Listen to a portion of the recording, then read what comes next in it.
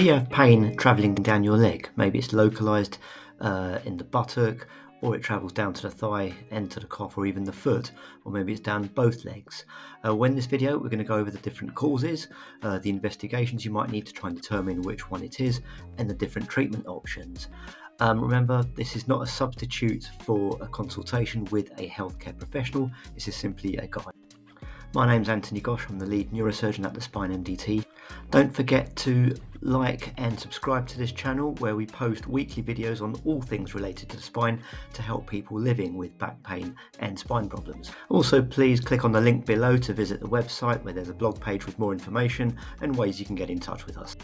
So in this video, we're going to go over some of the common causes of pain in the leg or pain travelling down the leg. Broadly speaking, the underlying problem could be within the leg or hip area itself, or it could be referred pain from elsewhere. Sometimes, but not always, you can have pain in the back that's travelling down the leg, or sometimes it travels down the leg in itself. This is often known as sciatica.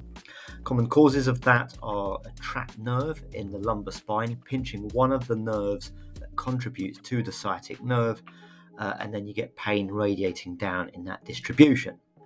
Sometimes that pain can be localised just to the buttock or upper thigh area.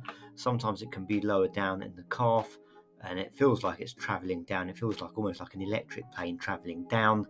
And you can, but not always, have numbness or tingling in the leg or the foot that's associated with it. A more rare condition is known as piriformis syndrome. I've done a separate video on this that can mimic sciatica.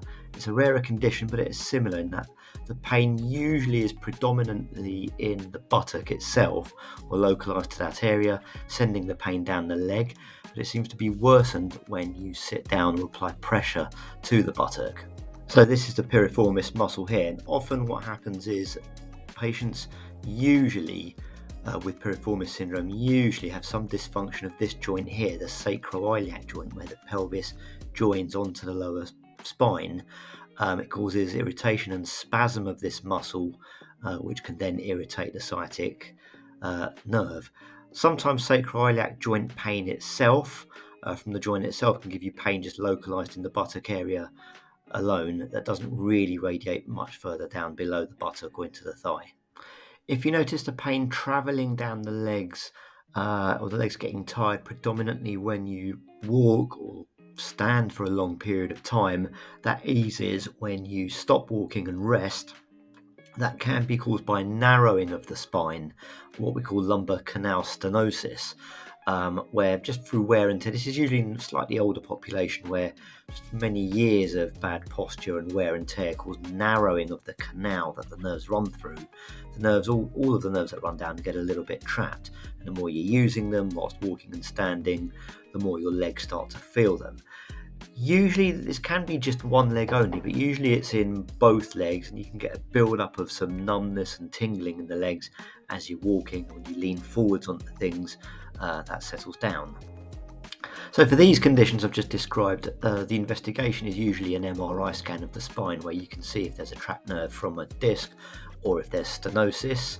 A good assessment from a healthcare professional is really important to try and work out clinically if it could be piriformis syndrome or if it could be the sacroiliac joint. Sometimes I like to include the pelvis in that scan. In piriformis syndrome, you don't often see any abnormality, so it's usually a diagnosis of exclusion if you've got a normal lumbar spine, but clinically the rest of the picture fits, or there might be additional dysfunction or abnormality of the sacroiliac joint on the scan. A lot of the time these conditions can be managed non-operatively, non-invasively, with either an osteopath, a chiropractor or a physiotherapist, depending on what phase you are in your symptoms. In the very acute phase, some of the manipulations or adjustments done by an osteopath or chiropractor can be helpful in just alleviating that sort of acute pain, but it's what you do thereafter that matters. A good exercise regime that's tailored to your needs by a good physiotherapist can be very helpful in the long term to prevent recurrences. If these measures fail, sometimes an injection can be helpful, particularly if there's a slipped disc or disc herniation pinching the nerve.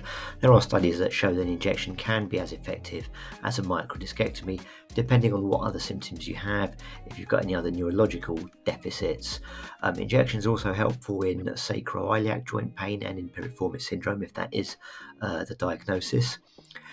In the context of lumbar canal stenosis, the narrowing of the spine where there's actual mechanical narrowing, the injections are less helpful, and sometimes an operation might be the only solution.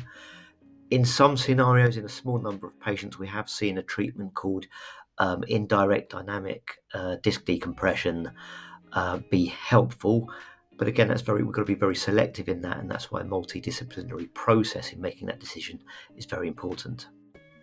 Problems with the hip itself or arthritis of the hip usually causes pain that goes at the front into your groin area, but it can give you localized pain within the buttock area itself, and very rarely, because of the muscles in that area that also get affected and put under strain from hip pathology, that can irritate the sciatic nerve and cause pain down the leg. And that's why a very thorough assessment from a good healthcare professional is really important to try and figure that out. Knee problems, again, they tend to give you pain specifically that's localized around the knee area. It's just focused in that area, either at the back of the knee or near the front, but it can sometimes radiate down into the shin or sometimes up into the thigh area. And again, that's why a good assessment from a healthcare professional is really important in trying to deduce that. And in these scenarios, the hip and the knee, I'd like you to see an orthopedic surgeon or anyone in the orthopedic team that I work with. So these are just some of the main causes of pain in the leg or travelling down the leg. I hope you found this video helpful. If you did, please click the like button and subscribe to the channel to keep up to speed with videos we post every week to help people with back problems and spine disease. The goal of the Spine MDT is to try and find the least invasive solution that gives you the longest lasting result. We're able to do this by being a whole team of all specialists, all professions that manage back and spine problems, spine surgeons, pain specialists, chiropractors, osteopaths, physiotherapists, all with that goal in mind. Please visit our website or email us or call us. We'll be very happy to help you. Thank you.